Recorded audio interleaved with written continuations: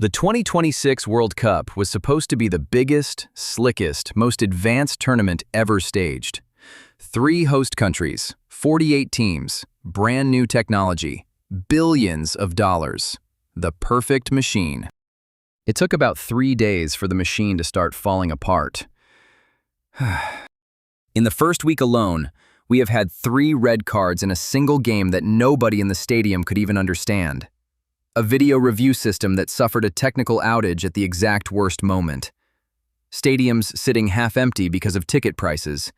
And a duck in a Mexico shirt becoming more famous than half the squads. The football has been incredible, but off the pitch, and sometimes on it, the 2026 World Cup has been pure chaos. So, let's go through everything that has already gone wrong. It started on day 1, the opening match. Mexico against South Africa at the legendary Estadio Azteca, and it was supposed to be a celebration.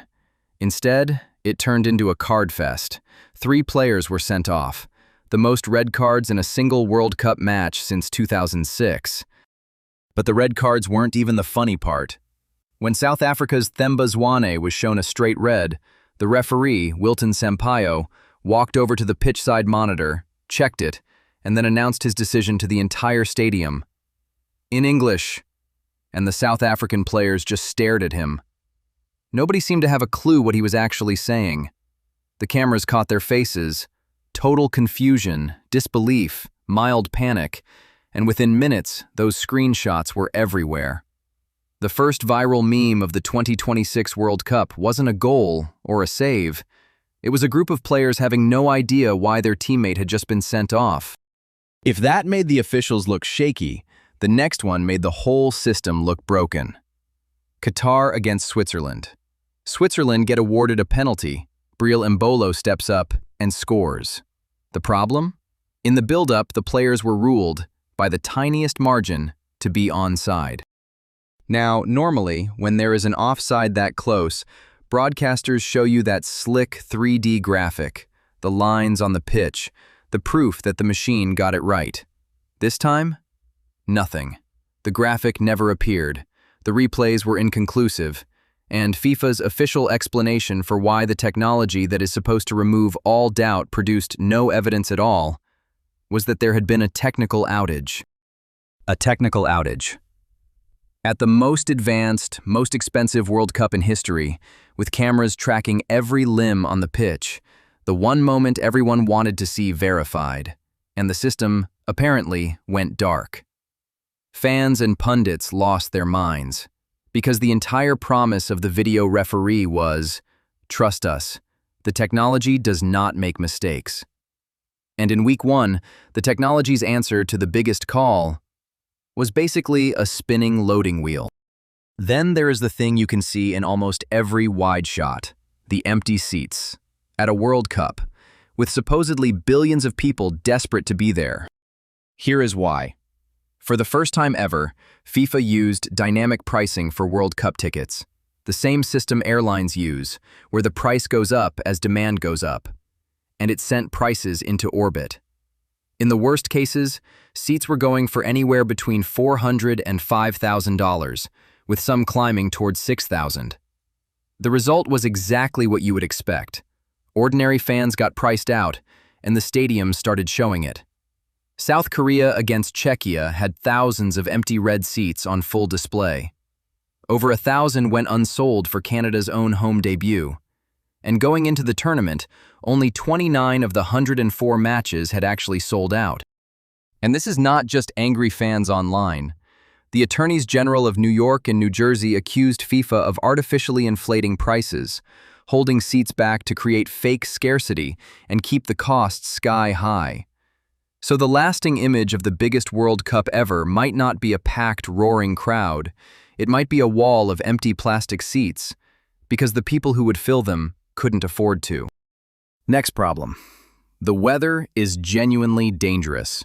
Large parts of this World Cup are being played in the North American summer, in cities hitting brutal temperatures, with matches kicking off in the middle of blazing afternoons, to suit television schedules. It got serious enough that FIFA made cooling breaks mandatory. A 3-minute pause in each half, just so players can take on water and not collapse. And before the tournament even started, a group of players signed a letter warning that the conditions were a real risk to player welfare. So while we are all watching for the football, the players are out there managing something closer to survival. And that is a strange look for the supposed pinnacle of the sport. Now for the chaos that has actually been brilliant. On the pitch, the big teams are getting humbled. The story of the group stage so far is the underdogs. Cape Verde, a tiny island nation, playing at their first ever World Cup, held mighty Spain to a goalless draw. Their goalkeeper, nicknamed Vozinha, produced a man-of-the-match performance and was reduced to tears at the end of it, living out a fairy tale. Brazil could only draw 1-1 with Morocco. Qatar snatched a last-minute equalizer against Switzerland in that same controversial game.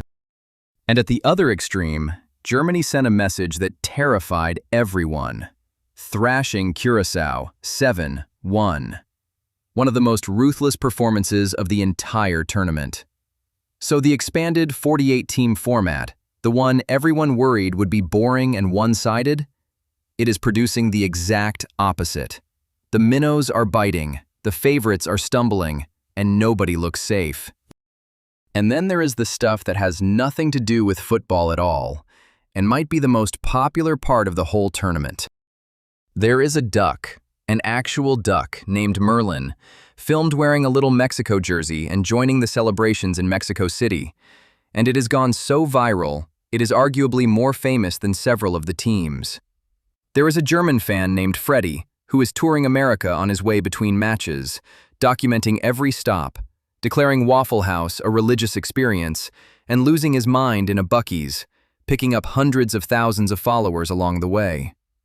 South Korean and Mexican fans have adopted each other across host cities, dancing Gangnam Style together in the streets. And an Argentine content creator decided that New Zealand's Tim Payne was the least-known player at the World Cup, so the internet adopted him and pushed him toward 1 million followers, basically for fun. That is the other side of hosting a World Cup across an entire continent. It is not just a football tournament. It is the biggest, strangest, most chaotic party on Earth, and a fair amount of it has nothing to do with the ball. So that is the 2026 World Cup, a week or so in. Red cards lost in translation, a video system that took a day off, stadiums priced into silence, players sweating through cooling breaks, giants getting bullied by islands, and a duck stealing the show. And here's the thing, for all the mess, or maybe because of it, nobody can look away. The biggest World Cup ever was always going to be the messiest, and we are only at the group stage. The knockouts are still coming, the pressure is about to triple, and if the first week is anything to go by, the next ridiculous, controversial, completely unscripted moment is already loading. We will be here when it does.